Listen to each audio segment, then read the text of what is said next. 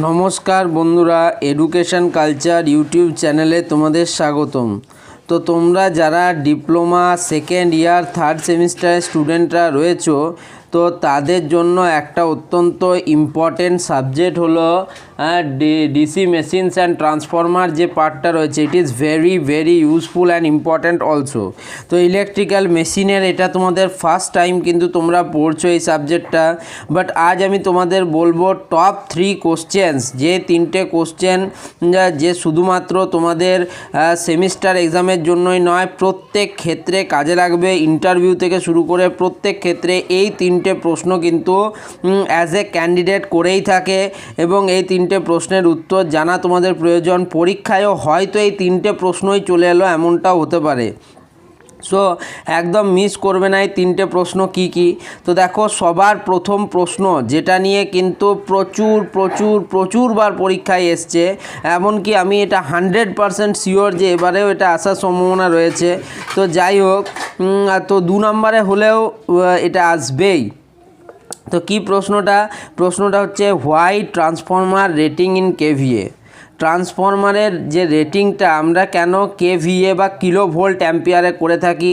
দেখবে তুমি অন্যান্য যে ক্ষেত্রে মোটর বা মেশিনের ক্ষেত্রে আমরা সেটাকে কিলো ওয়াট KW-তে করে থাকি, বা হর্স পাওয়ার HP এগুলোতে করে থাকি, বাট কখনোই আমরা কেভিএ বা কিলো ভোল্ট অ্যাম্পিয়ারে করি না। তাহলে ট্রান্সফরমারের রেটিং কেভিএতে কেন করা হয়? তো তার উত্তর দেখে নাও। তো অ্যাজ সিন, যেহেতু আমরা দেখেছি কপার লস ট্রান্সফরমারে মেনলি তোমরা জানো 2 ধরনের লস হয়, ঠিক আছে। একটা হচ্ছে কপার লস আর একটা হচ্ছে আয়রন লস। তো লস নিয়েও আমি বলবো, পরের প্রশ্নটাই লস নিয়ে। তো যাই হোক, তুমি আগে উত্তরটা দেখে নাও। As seen, copper loss of a transformer depends on current. যেহেতু ট্রান্সফরমারের যে কপার লস হয় সেটা কারেন্টের উপর ডিপেন্ড করে। And iron loss on voltage, এবং তার যে আয়রন লস হয় সেটা হচ্ছে ভোল্টেজের উপর ডিপেন্ড করে। Hence total transformer loss depends on volt ampere. যেহেতু iron loss voltage, copper loss current, সেহেতু টোটাল লস ডিপেন্ড করে কার উপর? ভোল্ট অ্যাম্পিয়ারের উপর। And not on phase angle between voltage and current. না, তো কারেন্ট এবং ভোল্টেজের মধ্যে যে ফেজ অ্যাঙ্গেল হয় তার উপর ডিপেন্ড করে না। তো অ্যাক্টিভ পাওয়ার তোমরা কি জানো? VI cos phi, এটা হচ্ছে কিন্তু অ্যাক্টিভ পাওয়ারের ডেফিনেশান, ওকে। আর VI sin phi হচ্ছে তোমার reactive power. And VI volt into current, এটা হচ্ছে তোমার অ্যাপারেন্ট পাওয়ার। তো যেহেতু টোটাল ট্রান্সফরমার লস ডিপেন্ড করে তোমার ভোল্ট অ্যাম্পিয়ারের উপর, তাদের মধ্যে ফেজ অ্যাঙ্গেলের বিটুইন ভোল্টেজ অ্যান্ড কারেন্টের উপর যেহেতু এটা কিন্তু ডিপেন্ড করে না, সেই হিসেবে it is independent of load power factor. তো এটা কিন্তু লোডের পাওয়ার ফ্যাক্টরের উপরেও কিন্তু ডিপেন্ড করে না, এটা একটা ইন্ডিপেন্ডেন্ট রাশি। That is why rating of transformer is in KVA not in kilowatt. সেই জন্যই ট্রান্সফরমারের যে রেটিং সেটাকে কিলো ভোল্ট অ্যাম্পিয়ার বা KVA বা ভোল্ট অ্যাম্পিয়ার VA বা MVA মেগা ভোল্ট অ্যাম্পিয়ারে করা হয়, কিলো ওয়াটে করা হয় না। তাহলে কি বুঝতে পারলে? আরেকবার তোমরা ভালো করে বুঝে নাও। যেহেতু ট্রান্সফরমারের লস, যেমন কপার লস ডিপেন্ড করে কারেন্টের উপর, আয়রন লস ডিপেন্ড করে ভোল্টেজের উপর, সেহেতু টোটাল ট্রান্সফরমার লস ডিপেন্ড করে ভোল্ট অ্যাম্পিয়ার বা V এর উপর, তাদের মধ্যবর্তী ফেজ অ্যাঙ্গেলের উপর। মানে ভোল্টেজ এবং কারেন্টের ফেজ অ্যাঙ্গেলের উপর ডিপেন্ড করে না, এবং এটা লোড ফ্যাক্টরের থেকে ইন্ডিপেন্ডেন্ট। সেই জন্যই আমরা ট্রান্সফরমারের রেটিং কিলো ভোল্ট অ্যাম্পিয়ার বা KVA-তে করে থাকি, কিলো ওয়াট বা KW-তে করি না। এবার আমরা যাব, এই প্রশ্নটা আশা করি সবাই বলতে পেরেছো। এবার আমরা যাব নেক্সট কোশ্চেনে। তো নেক্সট কোশ্চেন কী রয়েছে? কোশ্চেন যেটা সব থেকে বেশি আসে সেটা হচ্ছে ট্রান্সফরমার লস। এটাকে আমি VI বলে দিলাম তোমাদের জন্য, ভেরি ভেরি ভেরি ইম্পর্ট্যান্ট এটা। তো ট্রান্সফরমারে মেনলি লসেস কী হয়? তো দেখো, ট্রান্সফরমার তোমরা সকলেই জানো যে একটা স্ট্যাটিক ডিভাইস, ফলে এর মধ্যে রোটেশনাল যে সমস্ত লসেস আমরা বিভিন্ন মোটর মেশিন সিস্টেমের ক্ষেত্রে অর্থাৎ মোটর বা জেনারেটরের ক্ষেত্রে দেখে থাকি, সেই রকম ফ্রিকশন লস বা উইন্ডের যে লসেস, সেই লসেসগুলো কখনোই ট্রান্সফরমারে হয় না। তাই in a static transformer there are no friction or windage losses. যেহেতু এখানে কোনো ফ্রিকশন অ্যান্ড ওয়াইন্ডেজ লসেস নেই, সেহেতু এর এফিসিয়েন্সি তুলনামূলক অনেকটা বেশি হয়। এফিসিয়েন্সি মানে কি? এফিসিয়েন্সি মানে হচ্ছে কর্মদক্ষতা, যেটা আমি পরের কোশ্চেনে তোমাদের সাথে আলোচনা করব। হেন্স সেই হিসেবে দ্য অনলি লসেস অকারিং আর, সেই হিসেবে শুধুমাত্র যে লসগুলি আমরা ট্রান্সফরমারে দেখতে পাই, তো তার প্রথম নম্বরে আমরা লিখেছি কোর অর আয়রন লস। তো তোমরা জানো ট্রান্সফরমার কিন্তু খোলা অবস্থায় থাকে না, ট্রান্সফরমার একটা নির্দিষ্ট কোরের মধ্যে থাকে। তো সেই কোরের মধ্যে কিন্তু আমরা মেনলি দু ধরনের লস দেখে থাকি। তোমরা অলরেডি কিন্তু এগুলো জানো, বাট তাও আমি তোমাদের কনসেপ্ট ক্লিয়ারের জন্য বলে দিচ্ছি। তো দেখো, core or iron loss, it includes both the hysteresis loss and eddy current loss। তো কোর লস বা আয়রন লসের মধ্যে যে দুটি লস মেনলি হয়ে থাকে, সেটার একটা হচ্ছে হিস্টেরেসিস লস আর একটা হচ্ছে ইডি কারেন্ট লস। কেন হয়ে থাকে সেটা একটু বলে দিই। দেখো, কারণ the core flux in a transformers remains practically constant for all loads, it's varying being 1 to 3% from no load to full load. যাই হোক, তো বলছে ট্রান্সফরমারের মেনলি যে ফ্লাক্স, যে কোরে যে ফ্লাক্স উৎপন্ন হয়, সেটা সমস্ত লোডের ক্ষেত্রে প্রায় constant. The core loss is practically the same at all loads. সমস্ত লোডের ক্ষেত্রে, যে কোনো ধরনের ইন্ডাস্ট্রিয়াল লোড হোক, ডোমেস্টিক লোড হোক, তার ক্ষেত্রে কিন্তু কোর লস একই হয়ে থাকে, সেম হয়ে থাকে। তো হিস্টেরেসিস লসের কিছু ফর্মুলা দেওয়া রয়েছে। দেখো, WH ইকুয়ালস টু ইটাই B⁴ 1.6 max FV watt. Eddy কারেন্টেরও কিছু ফর্মুলা দেওয়া রয়েছে। তো এই ফর্মুলাগুলো তোমরা মনে রাখতে পারো, বাট আমি তোমাদের যখন ডিটেলসে হিস্টেরেসিস লস এবং ইডি কারেন্ট লসের যখন ক্লাস হবে, তখন কিন্তু আরও ডিটেলসে জানতে পারবে। তোমাদের কাছে খুব কম সময় রয়েছে, তাই আমি শুধুমাত্র যে প্রশ্নগুলি সব থেকে ইম্পর্টেন্ট সেগুলো করিয়ে দিচ্ছি।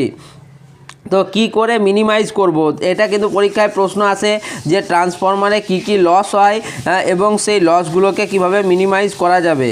তো দেখো, দিস লসেস অর্থাৎ eddy current and hysteresis losses, this losses are minimised by using steel of high silicon content for the core and by using very thin laminations। তো আমরা কি করি, ট্রান্সফরমারের যে কোরটাকে, সেটাকে হাই সিলিকন কন্টেন্ট দ্বারা তৈরি কোর দিয়ে থাকি এবং কতগুলো ছোট ছোট পাতিতে ভাগ করে দিই তাদেরকে। ওকে,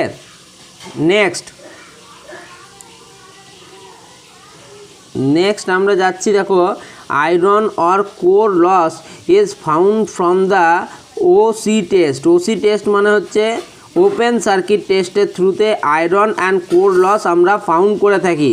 the input of the transformer when on no load measures the core loss. ট্রান্সফরমারের ইনপুট হচ্ছে যখন কোনো লস থাকে না, লোড থাকে না, তখন কোর লস মেজার করে। এরপর হচ্ছে নেক্সট হচ্ছে কপার লস। তাহলে একটা হলো কোর লস, একটা হচ্ছে কপার লস। তো কপার লস কি বলছে, this loss is due to the ohmic resistance of the transformer winding. যেহেতু ট্রান্সফরমারের ওয়াইন্ডিং রয়েছে, primary winding and secondary winding, তো এই প্রাইমারি অ্যান্ড সেকেন্ডারি ওয়াইন্ডিংয়ের মধ্যে কিন্তু কিছু পরিমাণ ওহমিক রেজিস্ট্যান্স থেকে থাকে। তো সেই ওহমিক রেজিস্ট্যান্সের জন্য কি হয়, টোটাল কপার লস তৈরি হয়। তো তোমরা জানো, যেখানে ওহমিক রেজিস্ট্যান্স থাকবে মানে সেখানে হচ্ছে হিট জেনারেট করবে আর তোমার ভোল্টেজ ড্রপ হবে। সেহেতু হিট জেনারেট করলে দেখতে পাচ্ছ I1 square R1 primary resistance R1 plus I2 square R2। সেই হিসেবে আমরা লিখতে পারি I1 square R01 plus I2 square R02। এত কিছু তোমার লেখার দরকার নেই, যদি তোমাকে জিজ্ঞেস করে তাহলে তুমি বলবে কোর লস আর কপার লস হয়, কোর লস বা আয়রন লস এবং কপার লস। তো কি বলছে it is clear that copper loss is proportional to কারেন্টের স্কোয়ার আর KVA স্কোয়ার। তোমরা দেখতেই পাচ্ছ এখান থেকে এইটুকু লিখলেই হবে যে core loss total copper loss equals to I1 square R1 plus I2 square R2। Okay, in other words, অন্য শব্দে যদি বলি copper loss at half the full load is 1/4 of that of full load, এটা কোনো প্রয়োজন নেই। The value of copper loss is found from the short circuit test. তো কোন টেস্টের দ্বারা আমরা কপার লস নির্ধারণ করি? শর্ট সার্কিট টেস্ট দ্বারা। আর কোর লস কার দ্বারা নির্ধারণ করা হয়? ওপেন সার্কিট টেস্ট দ্বারা। এই প্রশ্নটা পরীক্ষায় প্রত্যেকবার এসছে, আর অলরেডি তোমাদের কিন্তু স্টেট কাউন্সিল নির্ভর হিসেবে বলে দেওয়া হয়েছে যে তোমাদের এমসিকিউ টাইপ কোশ্চেন আসবে। সেই হিসেবে তোমাদেরকে আরও ভালো করে বলে দিচ্ছি যে এই যে জিনিসগুলো, ছোট ছোট জিনিসগুলো প্রচণ্ড ভালো করতেই হবে। এবার নেক্সট আমরা যাব তৃতীয় নম্বর প্রশ্ন, যে তৃতীয় নম্বর প্রশ্নটা কি? নেক্সট বা থার্ড নাম্বার VVVI কোশ্চেন যদি কিছু থেকে থাকে সেটা হচ্ছে এটা, condition of for maximum efficiency. আমাদের সময়ে দিয়েছিল, এটা থেকে অঙ্কও আসতে পারে, এটা কিন্তু প্রচণ্ড ইম্পর্টেন্ট। তো দেখো তোমাদেরকে কি করে বোঝাচ্ছি, দেখো বুঝিয়ে দিচ্ছি সব। কপার লস, তো কপার লস মানে কি জানো? I1 স্কোয়ার R01 আগেই দেখলে, আর I2 স্কোয়ার R02 WCU, মানে কপার লসকে আমরা এরকম লিখি WCU। আয়রন লস বা কোর লস মানে কি বললাম? Hysteresis loss plus eddy current loss যদি হয় তাকে আমরা বলি আয়রন লস। তো আয়রন লসের মধ্যে যেহেতু হিস্টেরেসিস লস, তাই WH হিস্টেরেসিস প্লাস WE হচ্ছে ইডি কারেন্ট লস, সেগুলো WI লিখছি, মানে হচ্ছে আয়রন লস বলে WI লিখছি। তার মানে তুমি বুঝতেই পারছো, কপার লস পেয়ে গেছো, আয়রন লস পেয়ে গেছো। তো কনসিডারিং প্রাইমারি সাইড, যদি তুমি প্রাইমারি সাইডকে দেখো তাহলে I1 স্কোয়ার R01, তাহলে দেখো প্রাইমারিতে আমরা ইনপুট কি দিই? প্রাইমারি ইনপুট সেটা হয়ে যায় V1 I1 cos phi1, এটা কিন্তু হয়ে থাকে প্রাইমারি ইনপুট হয়ে থাকে VI cos থিটা, তাহলে V1 I1 cos phi1। এবার দেখো এটাই এফিসিয়েন্সির ফর্মুলা কি? এফিসিয়েন্সি মানে হচ্ছে input minus losses by input. কেন বলছি আউটপুট মানে কি? আউটপুট মানে হচ্ছে তোমার যতটা তুমি পেয়েছো, তুমি কতটা পেয়েছো, ইনপুট যা দিয়েছিলে তার থেকে লসকে বাদ দিলেই তোমার আউটপুট হয়ে যায়। তাহলে input minus losses by input সমান ইনপুট বাই ইনপুট মানে 1 মাইনাস লসেস বাই ইনপুট, তাহলে সেটা এখানে করেছে। তাহলে প্রাইমারিতে দেখো, প্রাইমারিতে ইনপুট কত ছিল? V1 I1 cos phi1 আর মাইনাস লসেস বাই হচ্ছে নিচে ইনপুট, তাহলে V1 I1 cos phi1। এবার দেখো V1 I1 cos phi1 losses কি পেয়েছি আমরা? Copper loss and iron loss. Copper loss আমরা পেয়েছি minus I1 square R01 minus হচ্ছে WI iron loss by V1 I1 cos phi1। তো এখান থেকে উপর নিচে কিন্তু কাটাকাটি করলে 1 minus I1 R01 by V1 cos phi1 minus WI by V1 I1 cos phi1। তো এবার দেখো আমাদেরকে টোটাল যদি আমাদের ম্যাক্সিমাম এফিসিয়েন্সির কন্ডিশনে আমাদের ডিফারেন্সিয়েট করতে হয়, তো দেখো differentiate both side with respect to I1 বা প্রাইমারি কারেন্ট, উই গেট কি পাবো? DI by DI1 equals to 0 minus এখানে এই পুরো পার্টটা কনস্ট্যান্ট, I1টাই হচ্ছে শুধুমাত্র ভ্যারিয়েবল, তাহলে I1-এর সাপেক্ষে DI1 বাই DI1 মানে হচ্ছে 1 প্লাস WI, এটা পুরো পার্টটা কনস্ট্যান্ট, I1টা হচ্ছে তোমার I1টাই হচ্ছে ভ্যারিয়েবল। তো I1-এর ডিফারেন্সিয়েশন বাই I1-এর DI অফ I1, দেখো এরকম আসছে DI1 অফ 1 বাই I1। তো এর ফর্মুলা কি হয়? তাহলে 1/x এর ফর্মুলা কি হয়? মাইনাস 1/x স্কোয়ার, তাহলে যেহেতু এখানে মাইনাস ছিল তো মাইনাসে প্লাস হয়ে গেল, বাই এক্স স্কোয়ার মানে I1 স্কোয়ার, তাহলে কি হলো? V1 I1 square cos phi1। তাহলে দেখতেই পাচ্ছ ফর ম্যাক্সিমাম এফিসিয়েন্সির ক্ষেত্রে ডিফারেন্সিয়েশনের ভ্যালু সবসময় 0 হয়।